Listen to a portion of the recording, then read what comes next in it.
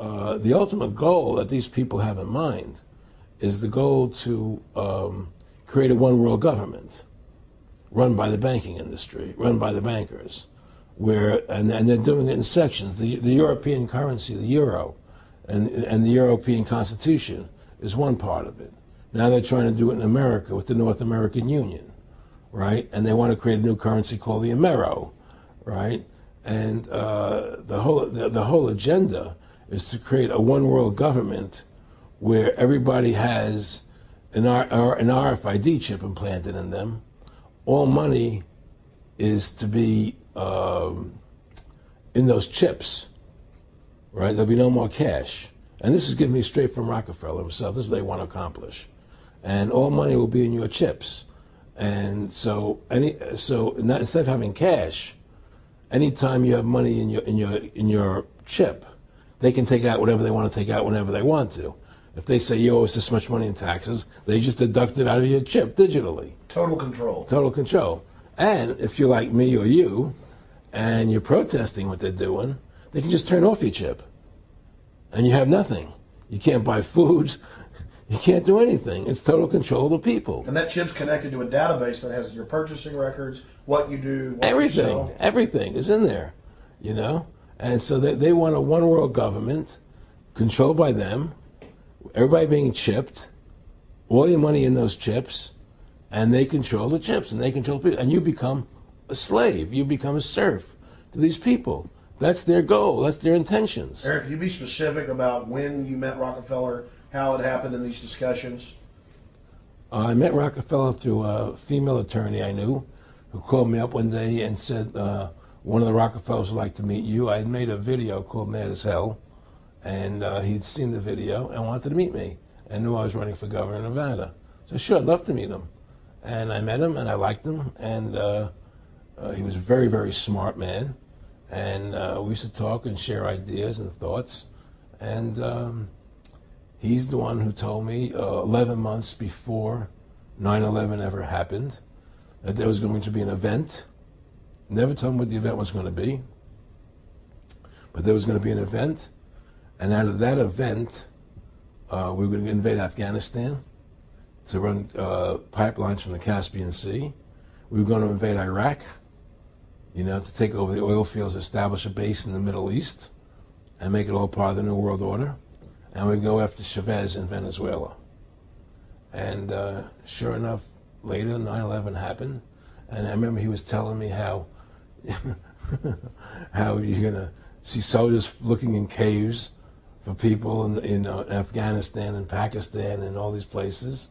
And there's going to be this war on terror, which is no real enemy. And the whole thing is a giant hoax, you know, but it's a way for the government to take over the American people. He told you it was going to be a hoax. Oh, yeah. Oh, yeah. There's no question. He says, there's going to be war on terror. And he's just laughing. There's no... Who are we fighting? I mean, why do you think 9/11 happened and then nothing's happened since then? Do you think that our security is so great here that these people who pulled off 9/11, who were able to, can't knock down another plane? Come on, it's ridiculous. 9/11 was done by people in our own government and our own banking system to perpetuate the fear of the American people into subordinating themselves to anything the government wants them to do. That's what it's about, and to create this war, this endless war on terror. And that's why and that was the first lie.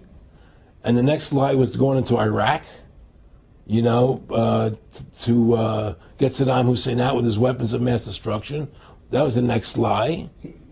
Now, specifically, this was a little over 6 years ago.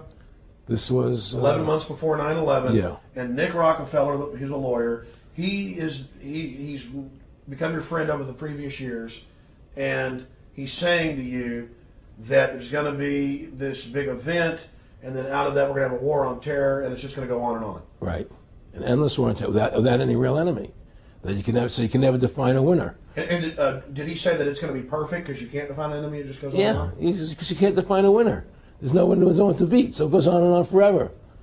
And they can do whatever they want. They scare the hell out of the American public. Look, this whole war on terror is a fraud. It's a farce. It's very difficult to say it out loud because people are intimidated against saying it Because if you say it, they want to make you into a nutcase. Let's But be the truth has to come out. That's why I'm doing this interview. The fact of the matter happens to be that the whole war on terror is a fraud. It's a farce. Yeah, there's a war going on in Iraq because we invaded Iraq. And people over there fighting, you know. But the war on terror, it's a joke, you know. And until we discover what really happened on 9/11 and who was responsible for 9/11, because that's where the war on terror emanates from. That's where it comes from. It was 9/11 that allowed this war on terror to begin. And until we get to the bottom root of 9/11, the truth of 9/11, we'll never know about the war on terror.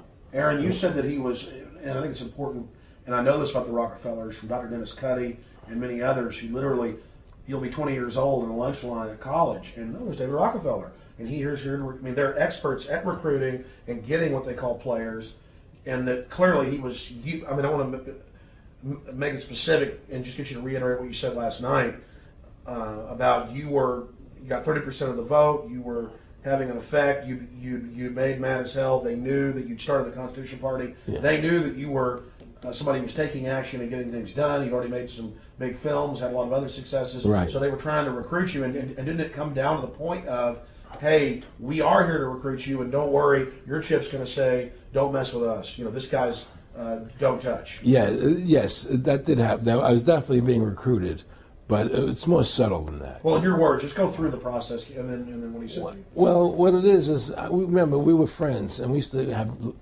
go to my house a lot. We'd have dinner, we'd talk, and he'd tell me about business investments that he'd get involved in, you know, or they would help me with this business investment or that business investment. And was I interested in joining the Council on Foreign Relations?